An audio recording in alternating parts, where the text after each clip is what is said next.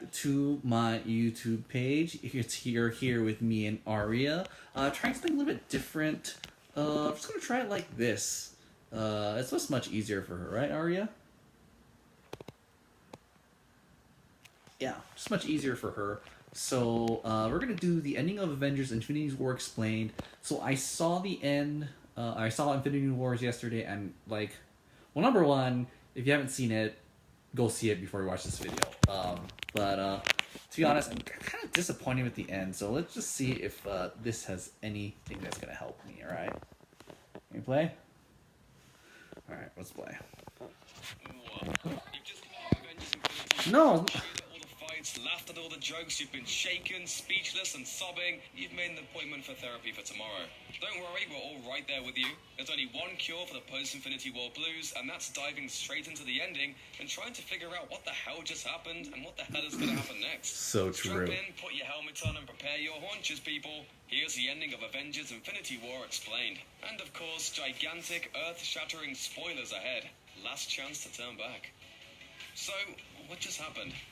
Thanos won. Can you believe it? The bad guy beat the good guys, and it's totally mind-blowing because that kinda never happens. But it did this time, and it was just about perfect. Thanos managed to assemble all 6 of the Infinity Stones, sacrificing his own adopted daughter in the process. Snapped his fingers, and poof, game over, man. Of course, fans of the comics and MCU followers probably knew going into the movie that there was a good chance Thanos would be victorious before the final credits rolled. Longtime comic book readers have the image of Thanos snapping his fingers with a fully powered Infinity Gauntlet on his hand burned into their brains. So it only makes sense that one of the most iconic moments in all of Marvel Comics history would show up in this film. On top of that, we all knew that Marvel would be splitting the story into 2 movies, even if they later I feel bad. I didn't really know that. I didn't pay enough attention. If you didn't know that Thanos might pull out the W by the end of this movie, you haven't been paying close attention. Body count. Yeah, exactly. When it comes to writing about comic book movies, it's pretty fun to try and predict who will live and who will die when the next big flick hits the theaters. In fact, making these kinds of predictions is basically how some YouTube channels go about building their whole business. Wink, wink. But even still, no one could have predicted just how many hugely important superheroic characters would go off to that big comic book store in the sky by the end of Infinity War. For those keeping score at home, we lost Bucky, Black Panther, Scarlet Witch, Falcon, Drax, Doctor Strange, Falcon. Spider-Man, I also forget Falcon. I think he's Hawkeye. Just sorry, dude. You're not an important character. After Thanos pulled his big trick, it was a lot. And that's not even a complete list of all the dead people. Right off the bat, Heimdall and Loki died at Thanos' hands, while Gamora and Vision went down for the count. I don't believe Loki's dead. After Loki's never dead. Movies, the Marvel Cinematic Universe built up a huge roster of memorable and important characters. While it goes without saying that the vast majority of Spider-Man's news too was so awesome. The 4th Avengers movie debuts, it's hard not to feel the loss of so many characters we've gotten to know over the years. Where did Thanos talk to Gamora?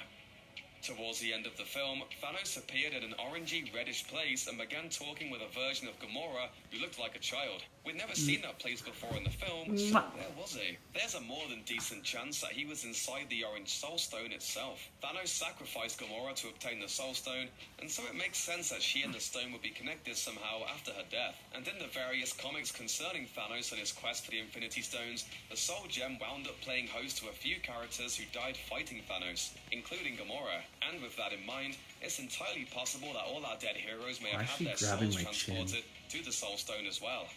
Doctor Strange's prescription for victory. Early on, Doctor Strange told Iron Man that if it came down to possibly saving him or protecting the Time Stone, he'd choose the stone. Then, around the midpoint of the film, Doctor Strange used the Eye of Agamotto to explore over 14 million possible battles against Thanos, looking for the path to victory. In all of those possible futures, he only saw one where the good guys came out on top. It sure sounded dire. But when Thanos threatened to kill Iron Man on Titan, Doctor Strange offered the Time Stone to save Tony Stark's life. When Iron Man called him out on it later, he said it was the only way. Say what?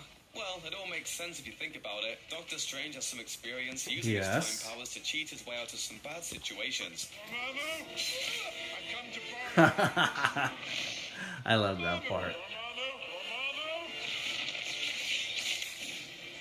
This time around, he took a peek at the script for the next Avengers movie and realized that it was important that Iron Man lived to the end. Important enough that he gave up the Time Stone to make sure it happens. And You don't like this considering part? that Iron Man is the one who kicked off this whole crazy Marvel No? Cinematic Universe in the first place, it only makes sense that it'd be pretty necessary to finishing things off over a decade later. What's wrong? Nebula's Revenge. Among the movie's survivors was Thanos' least favorite What's daughter, wrong? Nebula. She managed to make it to the end of the movie despite being literally dissected earlier in the film. So I really why would like her as a scrub character. like She Nebula seems be really alive cool. while so many fan-favorite characters got turned to dust? As with so many things, the answer lies in the comics. In the Infinity Gauntlet comic book storyline, Nebula spent a lot of time shambling around as a creepy zombie lady, a victim of Thanos' power. But at one point in the story, Thanos was distracted by an encounter with Eternity, a cosmic being that represented the universe itself. That's when Nebula grabbed his fancy glove for herself, and contributed to his eventual undoing. Don't be surprised if the MCU version of Nebula winds up fulfilling a similar role What's in the next wrong? What's Avengers wrong? movie too. Paging Captain Marvel.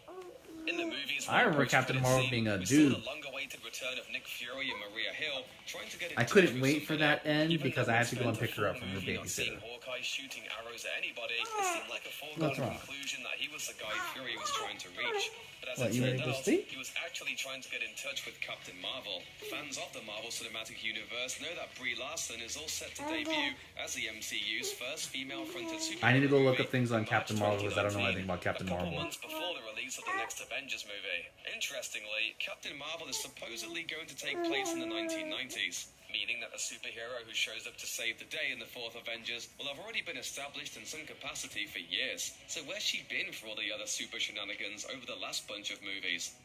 About Hawkeye. We never did get a glimpse of Hawkeye after all, meaning everyone's favorite archer is surely going to show up in the next Avengers movie, right? He's a necessary part of the team. The city's flying.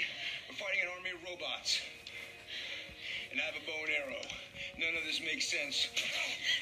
Okay, maybe it's not that necessary, but still, every hero helps, right? Is his family okay in the aftermath of Thanos' dirty deeds? Could he possibly be looking to avenge them? And everyone else on Earth, perhaps? If we can't protect the Earth, you can be damn well sure we'll avenge it. Thanks for watching. Click the looper icon to subscribe to our YouTube channel. Plus, check out all this cool stuff we know you'll love too. So, just a few things. Number one, the movie itself, I thought the movie was really good. It was really hard, though, to be honest, for them to really give everyone their screen time, though, with so many stories going, and there's just so many, like, good characters. It's really hard to give everyone their time. So I think, for what they had, they did a really good job. So, questions I have. So, yes? What? What is it? Smile for daddy. So things I question is so we have Ant-Man next, and then we also have Venom, which doesn't matter, it's not related, but we have Ant-Man and we have Captain Marvel. I'm just wondering how that's all going to play out and preparing us for the next Marvel movie. So, because I really don't know much about Captain Marvel. So, anyways, obviously we have to win, right? Because it's going to be the fourth Avengers. I mean, I guess 3 and 4 together, so 3. So they're going to win. The question is how.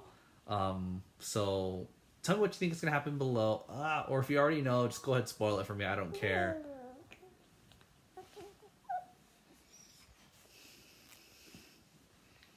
What? Thanks again for watching. I was trying to make more videos. I haven't done for the last week and a half. My parents have been here. And I'll see you in the next episode.